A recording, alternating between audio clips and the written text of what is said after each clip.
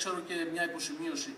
Σήμερα, αν είδατε πρωί, στην Αλεξανδρούπολη σήμερα το πρωί, νομίζω σήμερα το πρωί, χθες, συλλάβανε κάποιους που ανεβήκανε στην Αλεξανδρούπολη από το κτέλ Αθηνών, Αλεξανδρούπολη, είχαν έρθει αεροπορικός στην Ελλάδα, στο Βενιζέλος,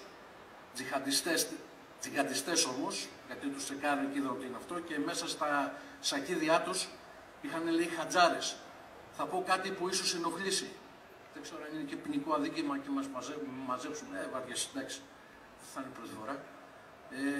Τελικά, για να ξυπνήσουμε εδώ, αυτός εδώ ο λαός που τόσα τραβάει και δεν έβαλε μυαλό, πρέπει να γίνουν πολλά μπατακλάν μέσα στην πατρίδα μας για να ξυπνήσουμε. Θα την πληρώσουν και μερικοί αθώοι μάλλον, αλλά δεν πειράζει, δεν γίνεται αλλιώς.